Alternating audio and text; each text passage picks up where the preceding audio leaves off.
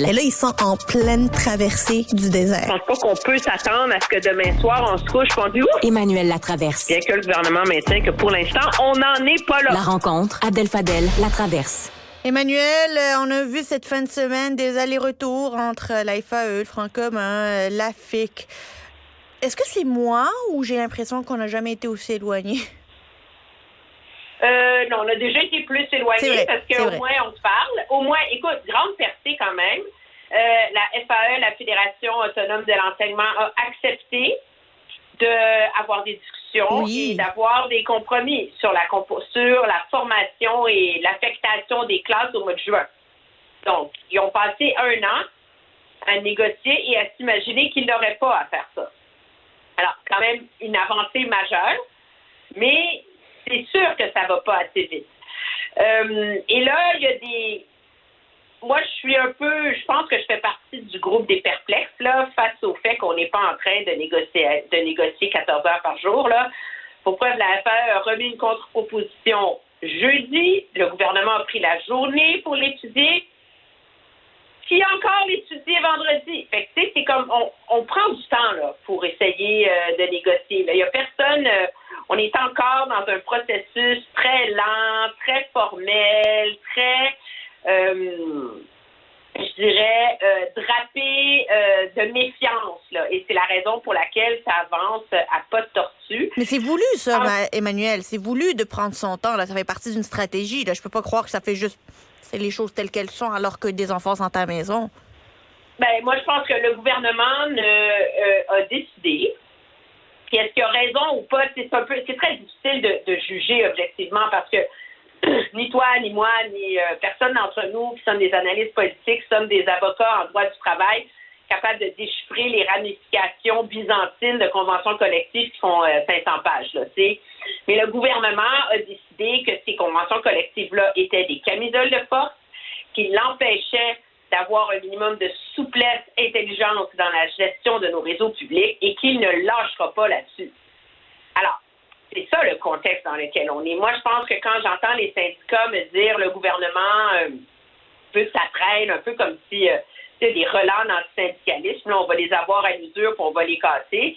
Moi, je pense que c'est pas tant dans cette optique-là qu'il faut le voir, mais dans l'optique que, à tort ou à raison, le gouvernement a fait du fait d'alléger objectivement les conventions collectives, parce que c'est de ça qu'on parle, qu'on parle de souplesse, là, c'est qu'il n'y a pas 90 millions d'articles pour régler chaque guidi, là, et le gouvernement ne peut pas bouger là-dessus. Ou très peu. Alors, est-ce que tu penses que ça va être réglé avant Noël? Parce que là, tu sais, avant, on se disait, ben non, ça n'a pas d'allure, là, les enfants vont finir par revenir à l'école avant Noël. Puis là, maintenant, c'est, Noël, on parle de fin de l'année. J'ai l'impression qu'on est comme en train de repousser ça, puis on se dit, on va jouer le tout pour le tout, puis on va voir comment on va régler ça à la fin de l'année. Ben écoute, parce que le gouvernement veut éviter qu'il y ait un vote de grève générale illimitée au sein du Front commun. Si c'est ça son objectif, ben là, dans ce cas-là, il faut qu'il règle d'ici lundi prochain. Si le gouvernement se donne vraiment jusqu'à la fin de l'année, ben il y a une immense marge là entre le 15 décembre et le 31 décembre. On s'entend là. Alors c'est ça qui est pas clair, je pense. Moi, je pense que le gouvernement veut régler, mais en même temps, le problème que le gouvernement a, c'est que dans ce genre de négociations qui sont très difficiles, là, où tu t'es pas dans les marges d'ajuster des petits trucs. Là. On est vraiment dans un choc idéologique. de vision idéologique sur l'organisation du travail dans les services publics. C'est pas petit, c'est pas anodin. Ben, on est dans des situations où c'est plus facile pour les syndicats de tenir une ligne plus dure et de miser sur l'adoption d'une loi spéciale. Parce que l'adoption d'une loi spéciale de retour au travail, tu confies à un arbitre les éléments les plus litigieux, tu gardes ceux sur lesquels tu t'es entendu, etc. Puis finalement, personne n'a à faire de compromis. Puis ça permet aux syndicats, puis je le dis sans a priori ou sans préjugés, là, mais ça permet aux syndicats de ne pas avoir à plier, de ne pas faire de compromis et de continuer à avoir le beau jeu de défendre le bien de leurs membres. y a deux choses. Un, c'est beaucoup plus compliqué pour le gouvernement dans un contexte actuel que de déposer une loi de retour au travail à cause d'un jugement de la Cour suprême qui consacre le droit de grève. Donc, il faut démontrer que le gouvernement a fait tout en son possible. Et moi, je pense que c'est la raison pour laquelle on voit Mme Lebel depuis des mois, là, un peu préparer le terrain. J'ai fait une contre-offre. J'ai fait un 4e dépôt. Je n'ai pas eu de contre-offre. Elle est en train de documenter ce que le gouvernement va appeler sa bonne foi. Mais en même temps, le gouvernement, même s'il avait le goût d'une loi de retour au travail, moi, je pense qu'il a très bien compris et qu'il a justement compris qu'il n'a pas le luxe d'une loi de retour au travail. Ouais. On a M. Dubé, OK, qui vient de faire adopter la plus grande réforme du réseau de la santé jamais par Bayon, mais surtout qui implique un changement en profondeur dans les façons de faire. Pour faire de la gestion de changement là, comme ça te prend la mobilisation, ça te prend l'engagement. Il faut que tout le monde accepte de mettre de l'eau dans son vin. Il faut que les gens ne soient pas collés au plafond dès qu'il y a quelque chose qui ne va pas bien. Il faut que tout le monde mette l'épaule à la roue. Ça prend de la bonne foi. Tu ne peux pas l'avoir, cette bonne foi-là, si tu as une loi de retour au travail. Ah, ben ça... Ils sont déjà en colère. Ils vont l'être encore plus. Puis dans le réseau de l'éducation, on a un peu le même problème, pas à la même échelle, mais M. Drainville, on est dans une province au Québec où on a décidé qu'on allait essayer de continuer à fonctionner avec un réseau de l'éducation rabiboché, où on a 3 vitesses, puis on veut garder le mieux, puis le meilleur de tout, puis etc. Puis, alors, c'est très difficile. Si les profs rentrent en colère et que les syndicats sont en colère et qu'on continue à dire que c'est invivable le réseau de l'éducation, mais ils ne seront jamais capables de résoudre leur problème de pénurie de main-d'œuvre. Alors, le gouvernement, moi, je pense qu'il n'a pas le luxe de vraiment envisager des lois de retour au travail. Donc, il faut que tu le fasses, la job. Si c'était mis à négocier au mois de juin, au lieu de se regarder comme des chefs faïences, on n'en serait pas là.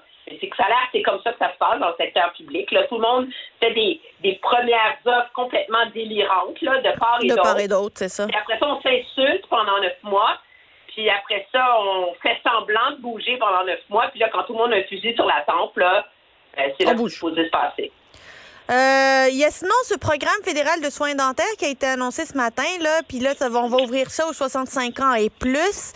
À partir, je pense, à partir de décembre, là, il y a des aînés qui vont pouvoir commencer à réclamer des services dentaires.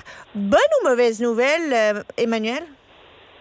C'est constitutionnaliste, c'est une très mauvaise nouvelle, parce que ça vient consacrer finalement que le partage des pouvoirs entre le gouvernement fédéral et les provinces n'existe plus. Quand le gouvernement fédéral est capable de littéralement mettre sur pied lui-même unilatéralement un système de soins de santé, parce qu'objectivement, on n'est plus dans les années 30. Là, la dentisterie, maintenant, c'est un soin de santé. Là, c'est pas juste d'avoir les dents blanches. Là, et on a compris à quel point c'est un soin de santé aussi. Mais donc, alors, à ce chapitre-là, je veux dire, c'est odieux, c'est désastreux. Puis moi, je trouve que le programme de garderie du fédéral s'inscrit dans exactement la même lignée. Mais pour les gens qui n'ont pas d'assurance, c'est ça. C'est quand même près du tiers de la population. C'est monumental comme changement. Là, pour réussir à le mettre en place, parce que comme les provinces ne voulaient pas jouer dans le film, là, Ottawa a mis en place un système d'assurance dentaire qui a essentiellement confié à la Sun Life, OK? Qui administre le programme. Administrer le truc, tu vas avoir ton numéro d'assurance, comme le monde qui sont assurés.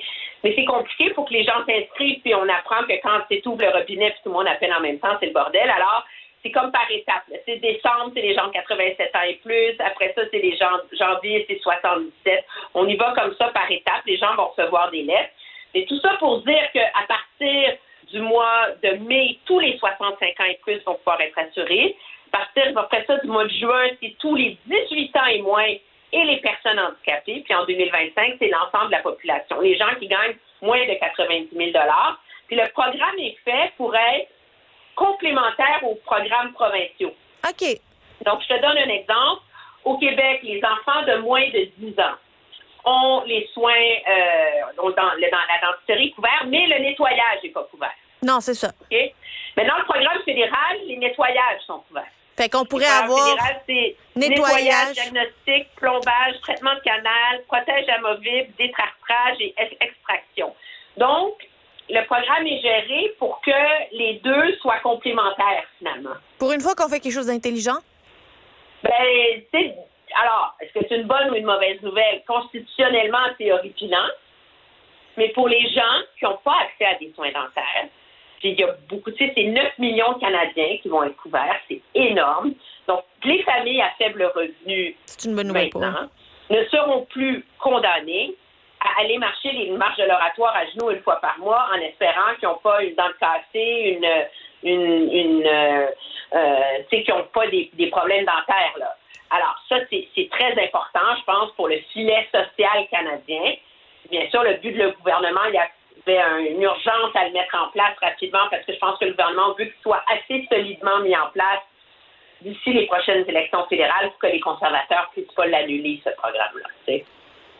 Ah ben, c'est comme un aveu que ça va mal que de ne pas vouloir que les conservateurs l'arrachent si les conservateurs gagnent, là, tu sais, c'est particulier, ou peut-être c'est aussi pour pouvoir dire en période électorale, regardez, la dernière fois que vous êtes allé chez le dentiste, c'est grâce à nous, c'est pas grâce à Pierre nous, ou de Pierre dire aux Poilievre. conservateurs, allez-vous couper le programme de soins dentaires. Et là, la prochaine bataille, il faut le dire, là, il reste une semaine pour l'entente entre le NPD, puisque c'est une demande du NPD, la raison pour laquelle le gouvernement Trudeau l'a fait, c'est est-ce que on va aller de l'avant avec une assurance médicaments pan-canadien?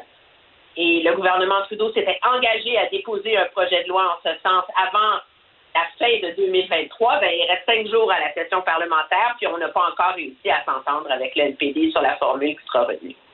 À suivre, Emmanuel Latraverse, merci beaucoup. À très bientôt. Très bien, au revoir.